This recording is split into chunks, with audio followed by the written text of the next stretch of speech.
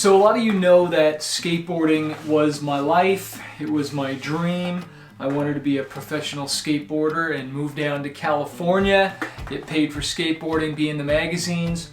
And there was a time when I was in my late teens, I guess it was, that I was starting to get really good and getting sponsors, started to get free stuff from skate shops, and I think even Circa was sponsoring me at one point, getting shoes and different stuff, and the dream was starting to happen.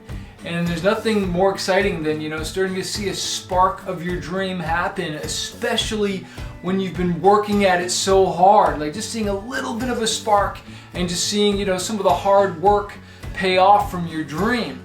And, you got to understand, coming from Canada, and we'd get crazy winters here, that I would just skateboard back and forth in my basement doing tricks and just doing stuff and trying to get better and better even during the winter times. Like I wanted this dream so bad, like I just would do anything for this. Like I would skip school. There's times I remember we would, instead of getting on the bus to go to school, we got on the bus to go to the train station and take the train station downtown Toronto. And so, and we got caught, we got in trouble. And then there was times where I'd be in a relationship with a girl and, it was getting in the way of skateboarding, and that was my dream. And for some of you, honestly, you're letting a relationship, you're letting a guy, you're letting a girl get in the way of your dream. And honestly, your dream at first, especially when you're young, that needs to come first, man. You need to figure out what your calling is, and you need to dive into that before you're able to tell someone what your dream is so that they can come together with you and chase your dream together. That's a completely different conversation, but I'm speaking to someone right now that you're letting a relationship distract you from your God-given dream. And so some of you know I ended up getting in a skateboarding accident where I was doing a trick down a set of stairs and I landed on the board like this, and the truck axle here dug into the bottom of my foot. And so I was in pain for for weeks, which turned into months, and I couldn't skate. I couldn't skate. And I want you to imagine that something that you do every day, it's like a part of you, okay? It's like a part of it. It's your life, it's your everything, it's your identity. Some of you know that, I used to be really overweight, and skateboarding helped me lose weight, and I grabbed onto that identity of a skateboarder and being in the skate scene, because skateboarding was huge during my high school years. Like it was everything, okay? It's not like that anymore. It was like a real phase, but it's a big deal, right? And so all of a sudden when I can't skate anymore, it's like, well, who am I? Who's Chris? There's no manifest yet. And honestly, I was in a dark place. At the same time, I broke up with a girl who I was in a relationship with for a while, and so I have no skateboarding, I have no girlfriend, I have no identity.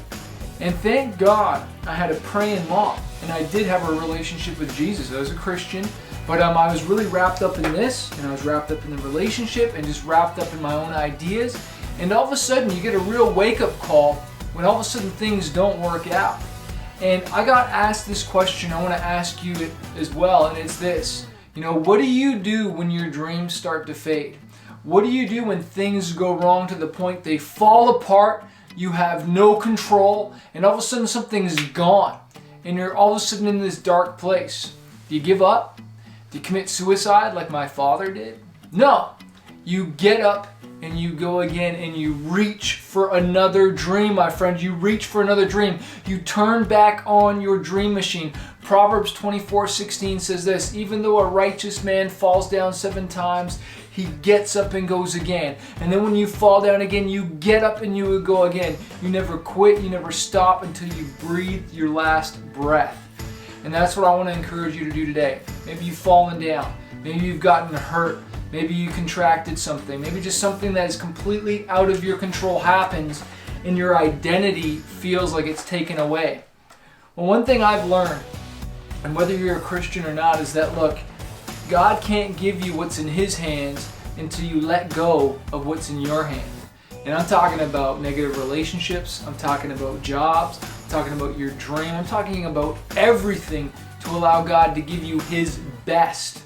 All right? Because it was in that dark place that I learned to keep going, to not give up. And it was in that dark place where instead of taking my life, I started to paint the pain. I was suicidal. I was in a messed up spot, really not sure what to do with my life. But instead of taking, I started to paint the pain and to write songs. And that's how I got into music.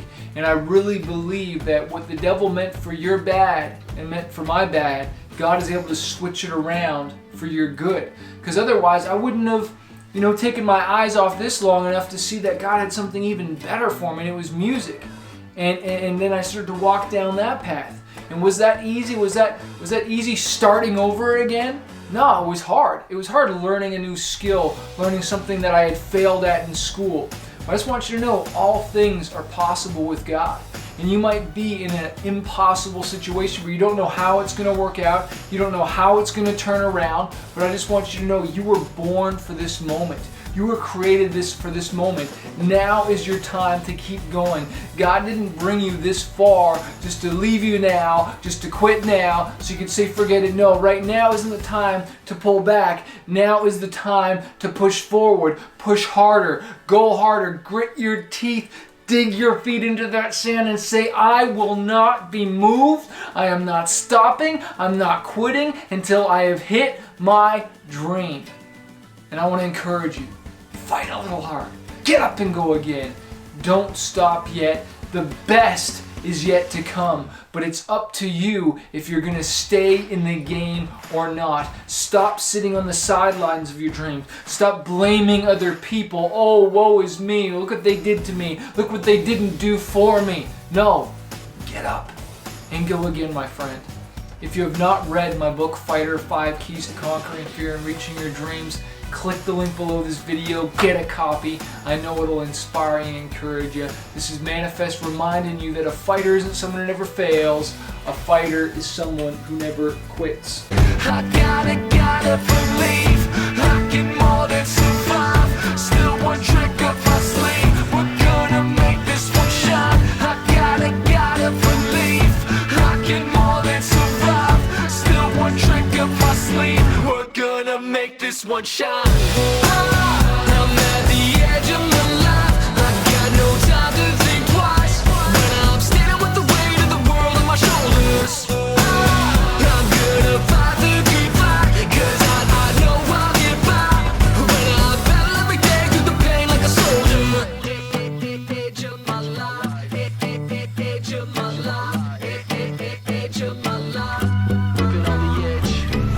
Mom crying on the sofa. Dad comes home but he's not sober.